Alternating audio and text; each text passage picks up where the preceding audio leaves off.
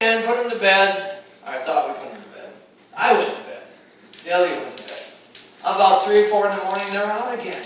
You can imagine kids walk out, sneak out, and go party again, whatever. And so they run in the bedroom and they go, "Dad, gotta get up. Somebody is stealing out of your truck." So I have my underwear on.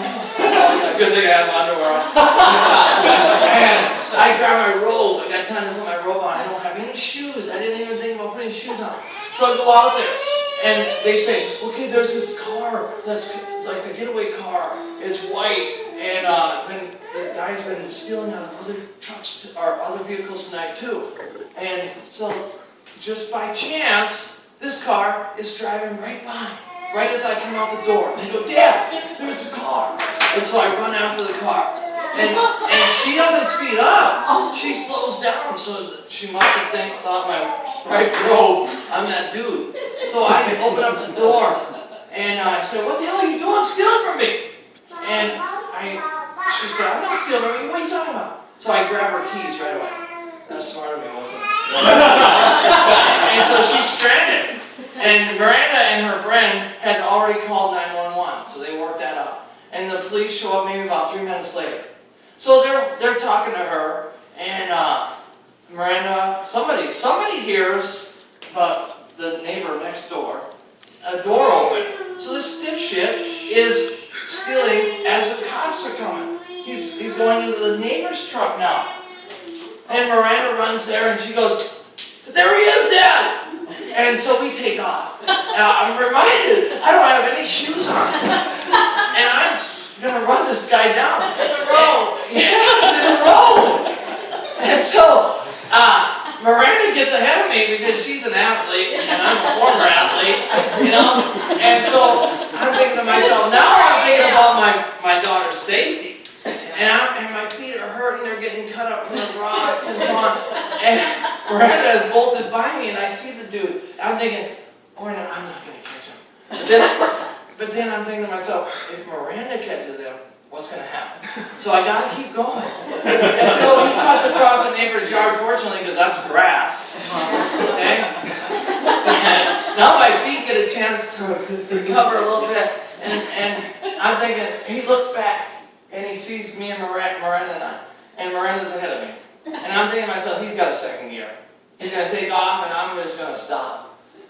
But she catches him and pushes him down. And he gets back up to his feet. And then I think the adrenaline's just kicking in. Because he's a bigger guy. And I'm thinking to myself, oh, I can't let Miranda in harm's way. So I take off. Doesn't matter the pain, I suck it up. And as she says, she goes, "Help!" And so I'm in there in a football tackle, and I'm trying to take him down. And I'm on top of him, and I'm about ready to choke him out, but I thought, no, that'd be too quick and easy for this dude. So I put his hand on his back, and he goes, "I can't breathe." I said, "I don't give a shit what you can't do. You're fucking stealing from me, dude." And so I got my knee on his back, in my robe, nothing but freaking, underwear. His hand's there. And so he's dumb enough to start struggling. Nobody I've ever taken down has ever decided to struggle. Except Jamie today. Anyway, so he starts struggling, and I'm thinking to myself, okay, now I'm gonna have to hit the dude. And I didn't want to do it. And I freaking popped him right in the eye, and I took the fight out of him until the police showed up about maybe a minute later. And they handcuffed him and picked him up. And then I noticed that he was bleeding out of the eye within one punch. And then the police were talking about what hospital to take him to. So I started the next day, I felt really bad. I had, put the hurt on him. But then I called Delia and said, I feel bad about that. She said, he was taken from your family, he was taken from you. What do you feel bad about? So she's like, yeah. Anyway, back to the idea of that my story was about aging. The next day, my feet were hurting so bad. And I was so sore from all that adrenaline rush. And Barb was talking last night about crapping and stuff. And aging, keep in mind aging, okay? My next little skit, how much time do I have? No, let's keep it track, go ahead. Okay. It's about, as you pass 40, Mom, you can relate probably. As you pass 40, You know, maybe like you get a little gash or from time to time. And I'm up teaching, 22 years, this is my 22nd year of teaching. So sometimes you let a little out, you know? I'm getting older, Kevin.